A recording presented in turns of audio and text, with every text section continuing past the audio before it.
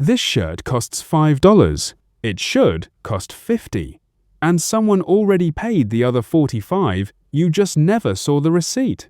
When you see a $5 t-shirt, it's tempting to think the whole thing, growing the cotton, weaving it, sewing it, shipping it across the world, genuinely costs $5. It doesn't. It can't.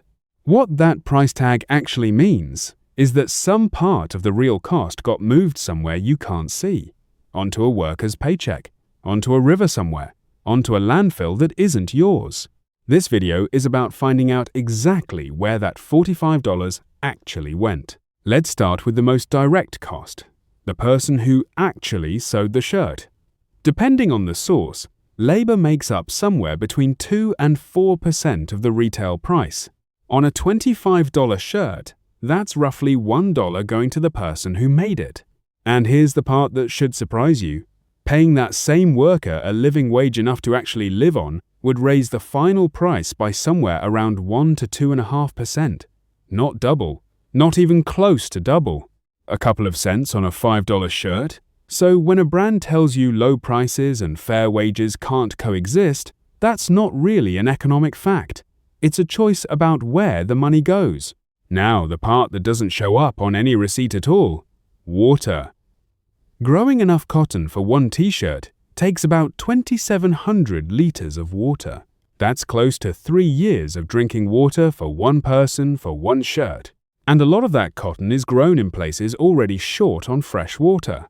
Multiply that by the 80 to 100 billion garments produced every year globally, and you start to see the shirt isn't really $5.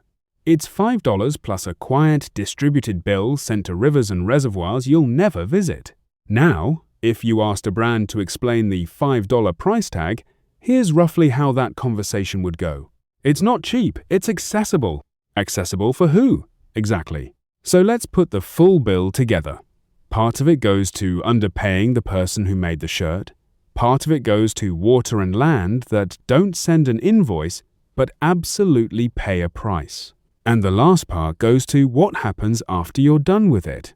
Globally, we produce somewhere between 80 and 100 billion garments a year and roughly 100 million tons of textile waste. About 73% of discarded clothing ends up in landfills or incinerators. Less than 1% gets turned into new clothing. That's not a side effect of the $5 shirt. That's the business model working exactly as designed. None of this means you need to feel guilty every time you walk past a cheap rack of clothes. Guilt doesn't fix a supply chain, but there is one tool that actually helps you make better calls, and it's just math. Cost per wear. Take the price of an item and divide it by how many times you realistically expect to wear it. That $5 shirt, worn 3 times before it stretches out or falls apart, that's about $1.67 per wear. A $30 shirt you wear 100 times over a few years, 30 cents per wear. The cheaper shirt, on paper, is often the more expensive one in practice. You don't have to boycott fast fashion to use this. You just have to start asking one question before you buy. How many times will I actually wear this, and does the price still make sense at that number? A $5 price tag was never really about the shirt costing $5.